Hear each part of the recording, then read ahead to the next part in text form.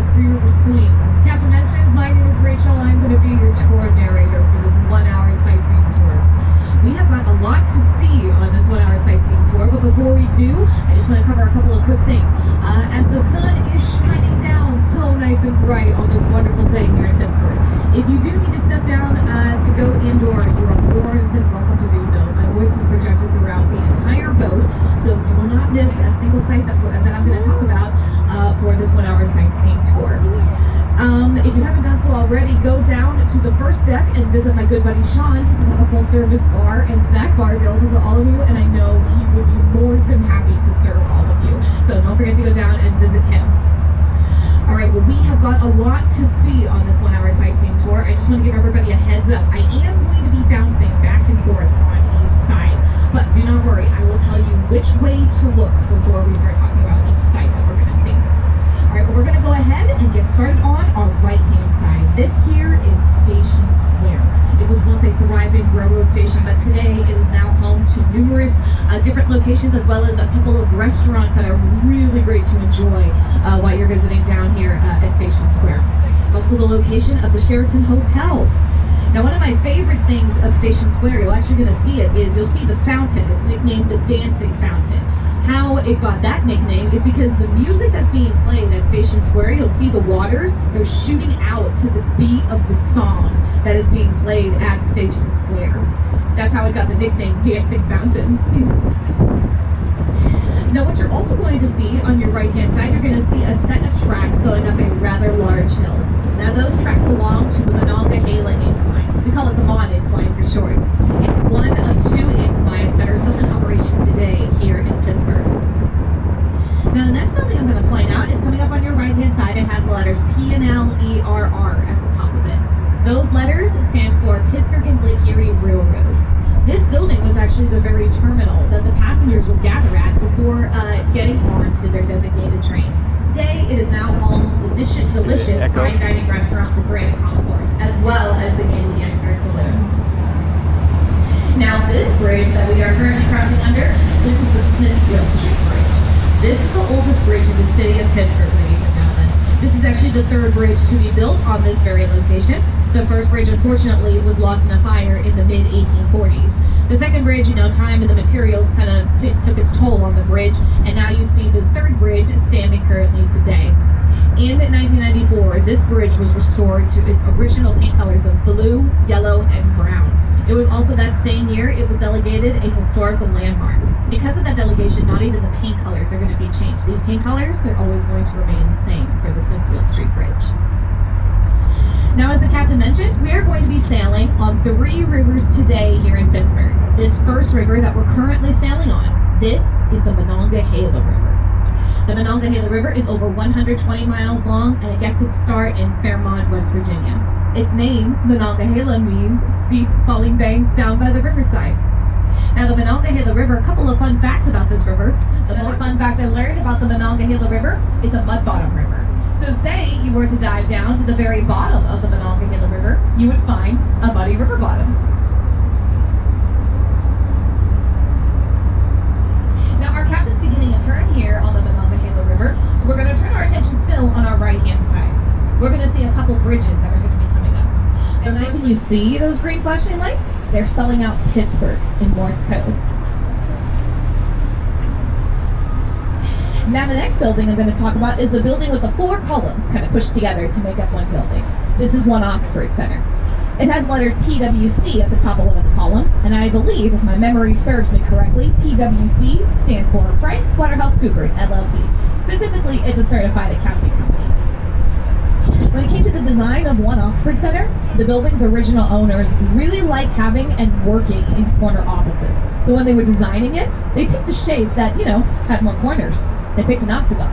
But as I mentioned, they really liked working and having corner offices. So instead of using just one octagon-shaped column, they decided to take 4 octagon-shaped columns and put them together to make up one building.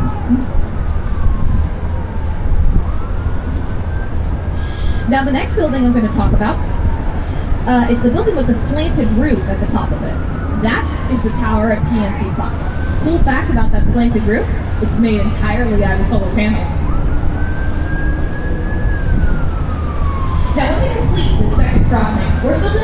mentioned, over on the right-hand side.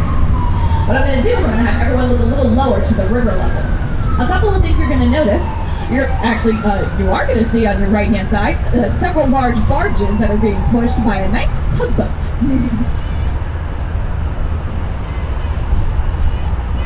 Once this tugboat goes across, you're going to see several openings with several parking spots in front of them. And you're also going to see some openings that have white poles installed in front of them. That's a parking lot, ladies and gentlemen. Specifically, this is the Monongahela Ward parking lot. We call it the Mon Ward parking lot for short. The Mon Ward parking lot is among the cheapest parking lots to park your car in the city of Pittsburgh. Reason being, it has had a lot of flooding happen to it. In fact, the flooding had gotten very severe that, as I mentioned, there are several white poles installed in some of those openings. You see, those white poles had to be installed because the flooding had gotten so severe from, the severe rainstorms we've had here in Pittsburgh. The flooded river waters were actually strong enough to pull the parked cars into the Monongahela River. So the biggest takeaway you can take away from this story, just always check the radar before you decide to park your car in the Mon Ward parking lot. That's the best takeaway you can get from that.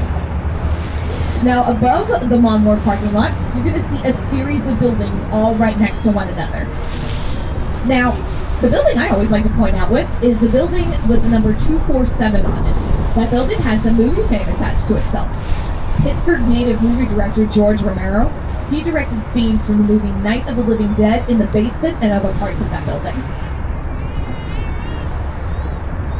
Alright, now we're going to talk about one of my favorite buildings is coming up. This is the building with the spires at the top of it. This is PPG Place. The letters PPG stand for Pittsburgh Glazed Glass.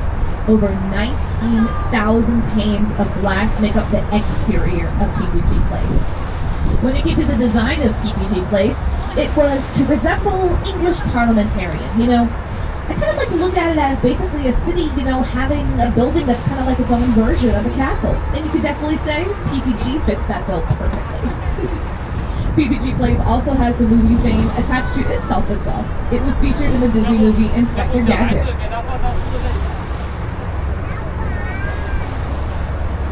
Okay, coming up on your right-hand side as well as your left-hand side, you're going to see these bridge piers. These bridge piers are the remainders of the old Wabash Railroad Bridge. These are the old Wabash bridge piers. Unfortunately, the old Wabash Railroad Terminal was lost in a fire in the mid-1940s. The railroad bridge sustained a significant amount of damage from that fire, and several years after, the railroad bridge was then torn down. But the bridge piers do remain. They have been delegated historical landmarks, and they're always going to remain standing here in Pittsburgh. For quite some time, the bridge piers were up for private sale, but several years ago, somebody did purchase them, so they're no longer up for private sale. Alright, well, I think we need to switch directions. So we're going to turn over on our left-hand side, because we're coming upon Highmark Stadium. Highmark Stadium, you'll notice the yellow-colored seats. They spell out the word Hounds. That is because Highmark Stadium is home to our semi-professional soccer team, the Riverhounds. Highmark Stadium is also the location of several other concerts and many other events that are also held here in Pittsburgh. You can check out our website to see what else is hosted there as well.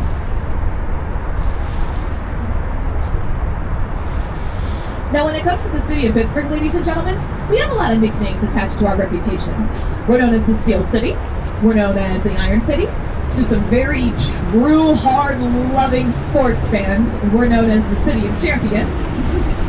But we are affectionately known as the City of Bridges. How we got that nickname? Pittsburgh boasts a grand total of 446 bridges in its city. That's the most number of bridges in the entire world. You heard that right, the entire world. And speaking of bridges, it's only very fitting. This next bridge we're going to cross under, this is the Fort Pitt Bridge. This double-deck arched steel bridge has got both movie fame as well as social media fame attached to itself. When it comes to the social media fame, this bridge has been the topic of a very well-known meme that has circulated many different social media platforms. Allow me to explain the meme of the Fort Pitt Bridge. Imagine it's rush hour in the city of Pittsburgh and there are thousands of cars on both levels of the Fort Pitt Bridge. All of the cars in the right lane have to get into the left lane. All the cars in the left lane have to get into the right lane. You have 300 feet to get into your designated lane. How are you going to do it? We tell people very carefully, just very carefully. Now, with that social media fame, I will also say again, the Fort Pitt Tunnel and the Fort Pitt Bridge have some movie fame attached to themselves. As I mentioned, the Fort Pitt Tunnel, it's on your left-hand side. If you were to come out of the Fort Pitt Tunnel to cross the Fort Pitt Bridge to come into the city of Pittsburgh, you're greeted with one of the most spectacular views of the city of Pittsburgh. In fact, as I mentioned, it has something. The Fort Pitt Tunnel and the Fort Pitt Bridge have some movie fame attached to themselves. They were in the movie Perks of Being a Wallflower. The Fort Pitt Tunnel and the Fort Pitt Bridge have been nicknamed Pittsburgh's front door. And as we know, every front door leads to a front yard. So we're going to turn our attention back over to the right-hand side. This is Point State Park. Point State Park is a National Historic Landmark, ladies and gentlemen. I always point out this building over here with a large triangular shaped roof at the top of it. That's the Fort Pitt Museum. As I mentioned, Point State Park is a National Historic Landmark. This location played a pivotal role during the historical event, the French and Indian War. To give you a quick summary, whoever had control of the point had a significant advantage and a very big upper hand during the French and Indian War. You had access or control of all three rivers if you had control of the point. In the early 1750s, the French had control of the point and they constructed Fort Duquesne. Well, after a lot of battle and a lot of even weather damage as well and battle damage, eventually the Fort Duquesne was then destroyed. In the late 1750s, the British then had control of the point and they constructed Fort Pitt. If you want to learn more about the French and Indian War and the forts and a lot of the other historical facts, I recommend going to visit the Fort Pitt Museum at Point State Park. If you want a cool visual idea, if you actually were to walk today in the grassy area of Point State Park, you have the opportunity to see a layout of where Fort Duquesne once stood. I also have to give a point out too. You'll notice a lot of these pleasure boats that are here floating in the waters of all three rivers. Pittsburgh is one of the cities that has one of the most number of pleasure boat owners. So we have a lot of pleasure boat owners and pleasure people who bring out their boats on all three rivers. Now, geographically, we're about to reach an interesting point on our cruise, ladies and gentlemen. You see, we're now actually going to have the opportunity to brush up against all three rivers at one time. Let me explain. As we leave the Monongahela River, in a couple of moments, we're going to enter the Allegheny River. Those two rivers come together and they form at the point, the starting point of the third river, the Ohio River. So to give you a visual guide, on your right-hand side is the start of the Ohio River at the point of Point State Park. It starts on your right-hand side and travels down your left-hand side over 900 miles to Cairo, Illinois. It's there that the Ohio River will join the Mississippi River. And as we know, the Mississippi River travels all the way down to the Gulf. So what does that conclude? Simply this. You can travel to all parts of the world via our three rivers here in our city. Pretty cool, huh? Now, a very common question that we get here at the Gateway Clipper Fleet is how deep are our rivers? On average, our rivers are no more than about 16.5 feet deep. How that water depth is maintained is due to the locks and dams that are installed into all three rivers here in Pittsburgh. To give you an idea of roughly how many there are, on the Monongahela River, there are 9 locks and dams. On the Allegheny River, there are 8 locks and dams. And on the Ohio River, there are 20 locks and dams. Now, I noticed there are several of you kind of looking on your left-hand side and seeing that very famous stadium that's here in the city of Pittsburgh. Well, I'm actually going to leave that stadium on pause for right now. I'm actually going to come back and talk about that stadium a little later on. Now, I promise I'm going to make sure to come back and talk about it. I'm a Pittsburgh lady. We always keep our word. So don't worry. I promise I'm going to come back and talk about this very famous stadium a little later on in our tour. All right, now, we are starting to sail on the second of the three rivers here in Pittsburgh. This is the Allegheny River. The Allegheny River is over 320 miles long, and it gets its start in Potter County, Pennsylvania. Its name, Allegheny, means fair waters, or shallow waters. One of the differences I always like to point out about the Allegheny River, I mentioned earlier on in the tour, the Mon River is a mud-bottom river. The Allegheny River is a sand and rock-bottom river. Cool fact, the sand at the bottom of the Allegheny River is of such great quality and really good potency, it was actually dug up, and the sand was dug up and used to create glass for the many glass-making industries that were very active here in Pittsburgh at the time.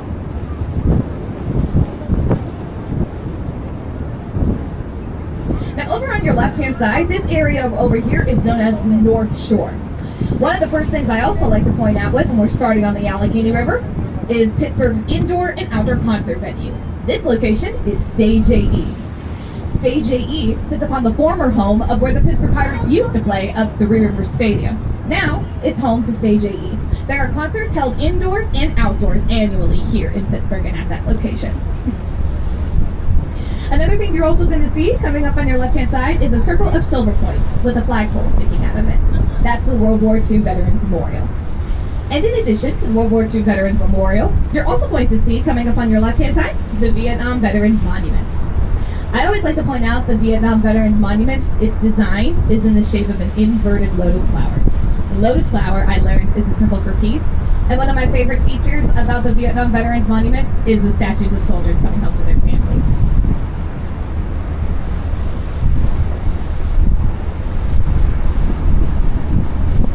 All right, everyone. This next bridge that we're going to cross under momentarily, this bridge is the Fort Duquesne Bridge. The Fort Duquesne Bridge is considered to be the sister bridge of the Fort Pitt Bridge. Now, for quite some time, the Fort Duquesne Bridge did have a nickname of its own. It used to be known as the Bridge to Nowhere. How it got that nickname, let me explain.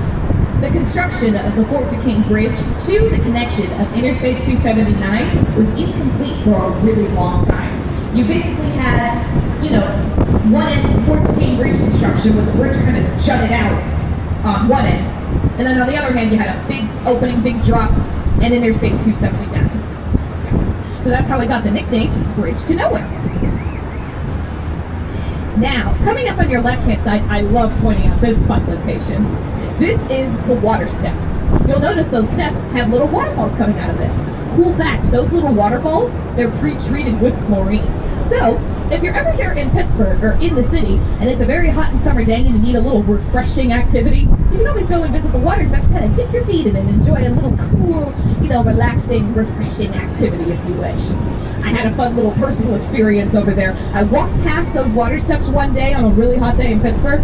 I saw 2 German Shepherd dogs playing in those water steps like they were puppies. It was adorable. Really, it was. So cute. Okay, we're going to jump over on our right-hand side. We're going to come upon a series of silver-colored buildings, and these silver-colored buildings make up Gateway Center.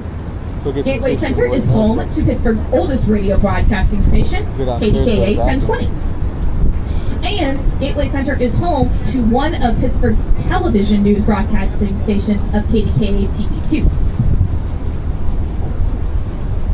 Now, we are in Pittsburgh, and I wouldn't be a very good Pittsburgh host if I didn't talk about our sports teams just a little bit on this 1-hour sightseeing tour. So, we're going to jump over back on the left-hand side, and we're coming upon PNC Park, home of your Pittsburgh Pirates, the 5-time World Series championship baseball team.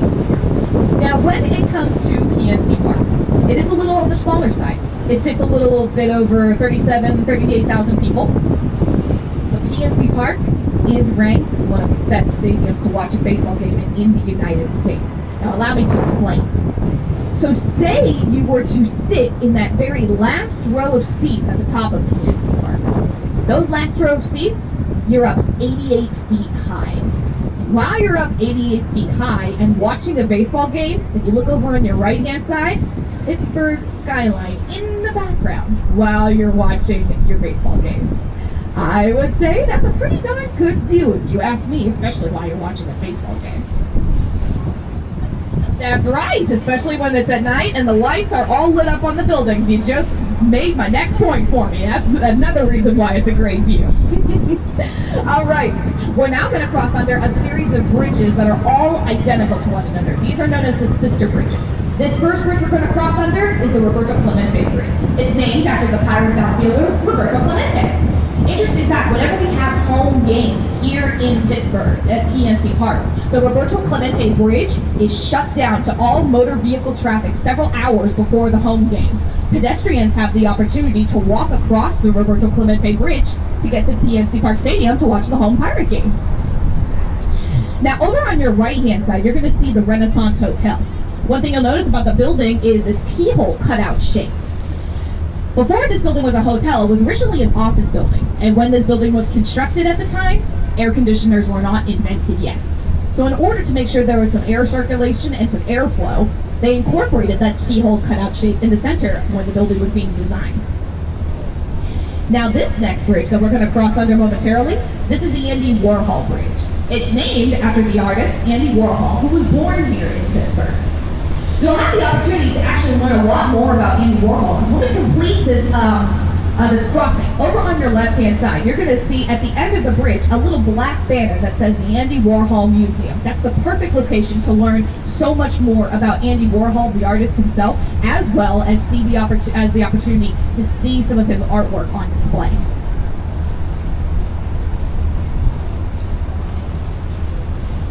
Okay, this next bridge that we're going to cross under, this is the Rachel Carson Bridge. It's named after the environmentalist and author Rachel Carson. She had a significant impact on the environment here in Pittsburgh, as well as basically the environment around the world. Back in the past, there was a very powerful pesticide called DDT that was very good at taking out the insect population, but unfortunately was very lethal and very fatal to a lot of other animal populations, specifically the bird populations.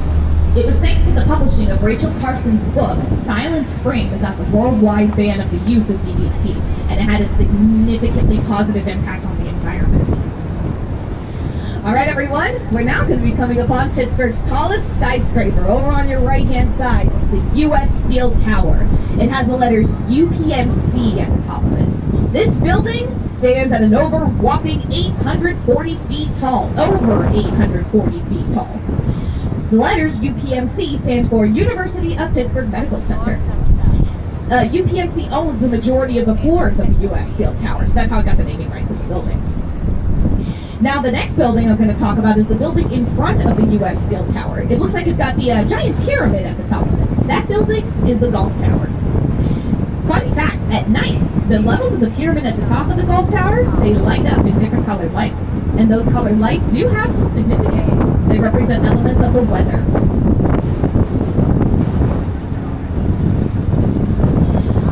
Now, this very long building that you see on your right-hand side, this is the David L. Lawrence Convention Center.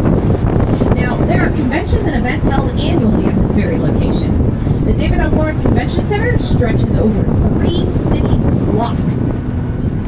Now, one of the fun things I always like to point out about the David L. Lawrence Convention Center, if you're ever walking in that little rectangular opening right there, see that little walkway? On both sides of the walkway are waterfalls. Those walls have waterfalls. Yeah, kind of weird. So if you want a really cool picture opportunity, walk through that little walkway and get into the waterfalls that are falling in the background. It's really cool. Now this bridge is the Fort Wayne Railroad Bridge. Now what I want everyone to do, take a look at the bridge piers it's sitting on. You notice how the lower half, it's a darker colored stone. The upper half, it's a lighter colored stone. Originally, the Fort Wayne Railroad Bridge sat on the lower half on the darker colored stone. But after the locks and dams were installed into all 3 rivers, let's just say water levels had risen several feet, and boat traffic had some difficulty crossing under the Fort Wayne Railroad Bridge. So, logically, the bridge piers needed to be raised. Interesting fact, while the bridge piers were being raised, did you know there were 2 metal cranes, one placed at each end of the Fort Wayne Railroad Bridge, that lifted and held the Fort Wayne Railroad Bridge up in midair while the bridge piers were being raised. Another interesting / daring fact, while the bridge piers were being raised and there were 2 metal cranes that held the railroad bridge up in midair, did you know that both levels of the tracks were still in operation? Trains would go across the bridge while it was held in midair by 2 metal cranes. I am not a very daring person, so you can count me out on any of those kind of train rides. No, thank you. Now today, only the top level of the tracks are still in operation for the Fort Wayne Railroad Bridge today here in Pittsburgh. All right, everyone, our captain is beginning a turn here on the Allegheny River and coming up.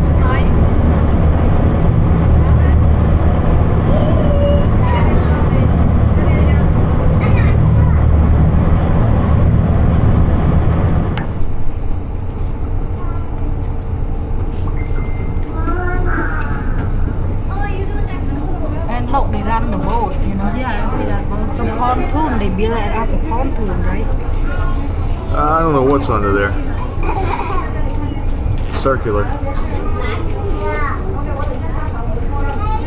think that is cool.